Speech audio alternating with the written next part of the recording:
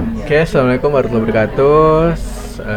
Kami dari kelompok 4 akan mempresentasikan hasil dari tugas kami atau ujian tengah semester kami dalam matkul Praktikum Big Data. Saya Muhammad Zafar Nabil dengan NIM belakang 086. Lalu ada teman saya Yuda Putra Ginanjar dengan NIM belakang 090.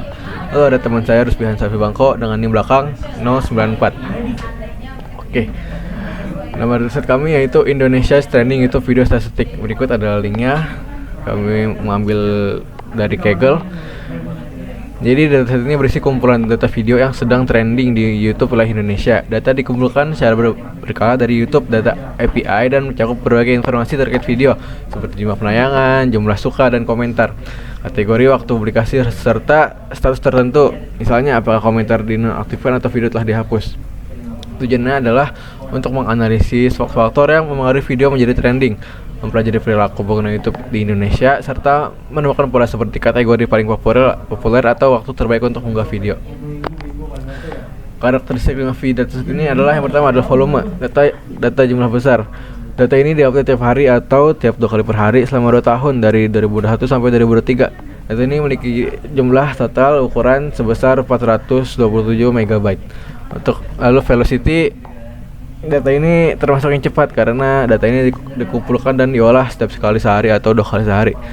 Selanjutnya ada veracity, yaitu data ini dapat menjadi tidak akurat ketika video dihapus atau di private, sehingga tren bisa bias, sehingga hanya akurat terhadap warga Indonesia yang aktif menggunakan YouTube.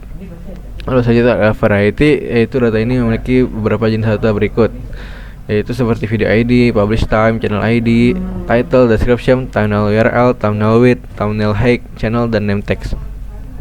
Lalu terakhir ada value. Data ini dapat digunakan untuk memahami konsumsi media dari warga Indonesia dan dapat melihat tren yang sedang ramai di Indonesia dan juga dapat memahami sentimen terhadap kondisi yang sedang terjadi. Lalu selanjutnya ada permasalahan yang bisa diselesaikan. Yang pertama, menentukan kategori video yang sering trending. Analisis ini bertujuan mencari tahu kategori konten yang paling sering muncul di daftar trending YouTube Indonesia. Dengan menghitung frekuensi kemunculan tiap kategori ID atau kategori name, kita bisa mengetahui secara utama pengguna YouTube Indonesia, misalnya apakah kategori musik, hiburan, atau yang lainnya. Hasilnya berguna bagi kreator konten untuk menentukan arah tema video yang berpotensi menarik perhatian atau berpotensi viral. Yang kedua adalah menemukan waktu unggah optimal agar cepat masuk trending. Kolom publish time dan trending date memungkinkan analisis waktu antara unggahan dan momen video mulai trending dengan menghitung selisih waktu atau hours to trend dan membandingkannya berdasarkan jam atau hari publikasi. Kita bisa menemukan jam terbaik untuk upload agar video lebih cepat mendapatkan perhatian. Insight ini sangat berguna untuk strategi publikasi kreator agar memaksimalkan visibilitas konten di jam-jam dengan tingkat penonton tinggi. Selanjutnya kami akan memberikan pentaho atau spoon oleh teman saya. Baik, selanjutnya di sini kita telah membuat spoon dari hasil atau dari tema yang kita ambil atau topik yang kita ambil, yaitu tentang YouTube trending. Oke, di bagian pertama bisa dilihat di sini seperti biasa kita memasukkan CSV file input. Untuk tabel sendiri, untuk kolomnya kita ada 27. Dari CSV-nya tersedia 27 kolom, dari mulai video ID, publish time, sampai di akhir itu ada komen dan juga trending time. Kita di sini bisa kita select values dulu untuk menentukan apa aja kolom yang bakal kita gunain yang relevan dengan topik yang untuk tujuan kita. Dari 27 kolom tadi kita cuma ngambil 25, dimana kita ngapus 2 kolom, yaitu allowed region sama blocked region. Bisa dilihat lagi di sini untuk di CSV inputnya. Ya, kita menghapus 2 ini. Kita menghapus nomor 20 dan juga nomor 21 karena menurut kita topik atau menu tersebut kurang berguna untuk tujuan dari trending YouTube kita. Oke, selanjutnya ada di kita melanjutkan ke modified JavaScript value-nya. Untuk di sini kita ada handling null-nya, yang dimana kalau title-nya null kita bakal ubah ke rastering, yaitu kita ubah ke no title. Dan juga kategori ID-nya ya, Kalau misalkan nilainya 0, kita bakal ubah jadi string yaitu anon. Dan juga kita melakukan validasi data penting nih untuk melakukan anti error ya, dimana kalau kita ada video ID-nya dan juga publish time-nya bernilai kosong, itu bakal error flag ya atau true, dan nantinya itu bakal masuk ke tabel bawah yaitu error logging ya. Untuk error loggingnya sendiri kita juga udah bikin target table ya, yang dimana mungkin bisa ditunjukin di sini. Sebentar.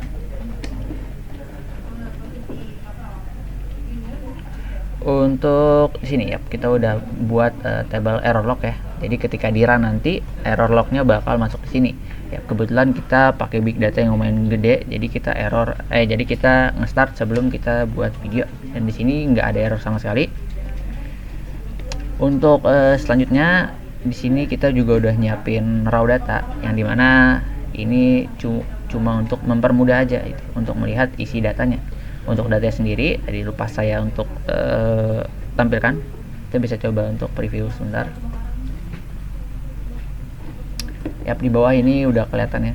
Dan di sini kenapa video ID-nya 0, karena tadi kita udah ngasih sebuah algoritma dimana jika video ID-nya ada nilainya sendiri, itu bakal dilempar ke arah error logging. Untuk data sendiri udah cukup. Selanjutnya untuk logging biasanya kita bisa klik 2 kali untuk loggingnya. Di logging channelnya kita juga bikin logging table sendiri ya, yaitu namanya adalah YouTube logging ya, yang dimana itu bisa melihat riwayat atau history yang telah kita lakukan. Di sini untuk logging kita browse dulu. Nah ini tadi hasil dari yang udah kita start ya. Di sini udah kelihatan semua data-datanya, yang mana yang diganti, yang mana di kosong gitu ya.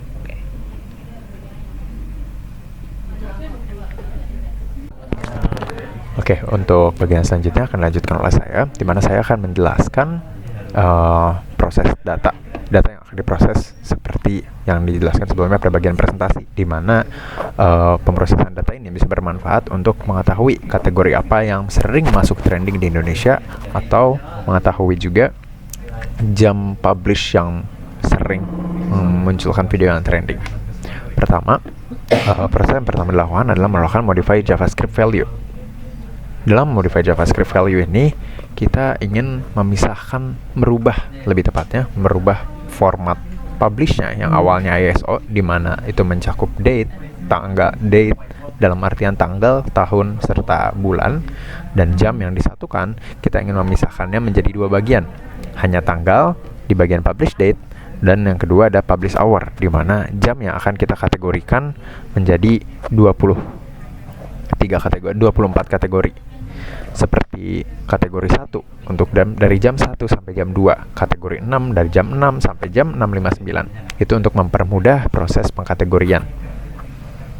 Oke, kalau selanjutnya saya akan menjelaskan terlebih dahulu untuk waktu base upload.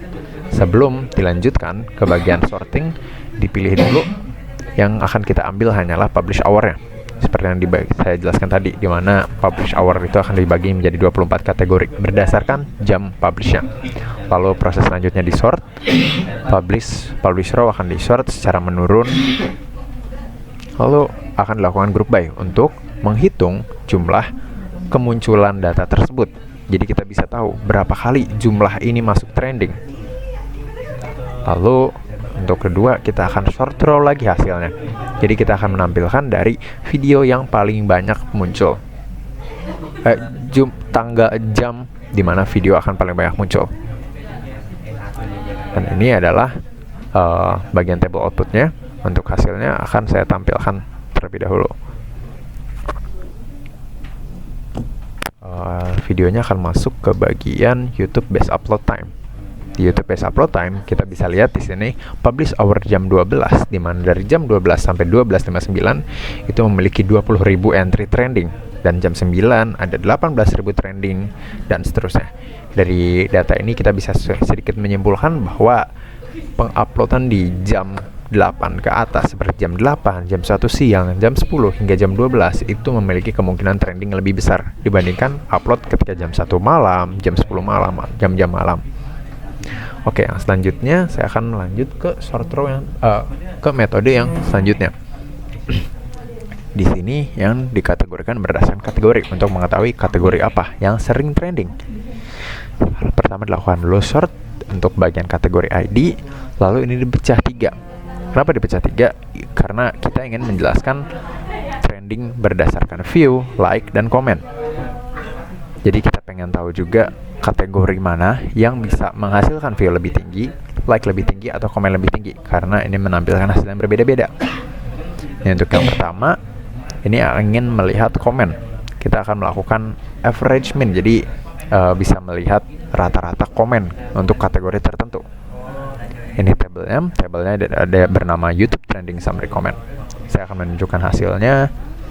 YouTube Trending Summary Comment. Nah, bisa dilihat video dengan kategori 29 di mana YouTube memiliki kategori ID sendiri untuk video-videonya. 29 adalah video-video non-profit atau video-video yang berisi aktivisme. Itu memiliki komentar yang cukup tinggi. Lalu ada sains dan teknologi di bagian 28. Dari kategori 27 ada video-video edukasi, 26 adalah video-video tutorial. Jadi kita bisa lihat 4 tertinggi dari kategori ini yang memiliki rata-rata komentar yang cukup tinggi, cukup besar. Lalu yang selanjutnya ada yang kedua. Yang kedua ini adalah total like-nya. Kita bisa lihat video kategori apa yang memiliki rata-rata like yang cukup tinggi.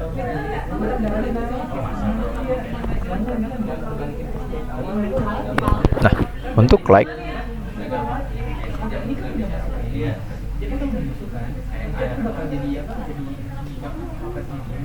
hasilnya hampir sama, di mana 29 itu didominasi oleh video-video yang memiliki kategori non-profit atau aktivisme. Lalu yang selanjutnya ada yang berdasarkan view. Berdasarkan view juga menampilkan hasil yang sama. Jadi ini bisa menunjukkan bahwa keempat kategori ini memiliki kesempatan yang sama untuk trending, baik itu dalam jumlah view, dalam jumlah like, serta jumlah komen. Jadi mungkin itu saja yang akan dijelaskan oleh kelompok kami. Mohon maaf apabila ada salah kata dan apabila kami memiliki kekurangan. Terima kasih atas waktunya. Wassalamualaikum warahmatullahi wabarakatuh.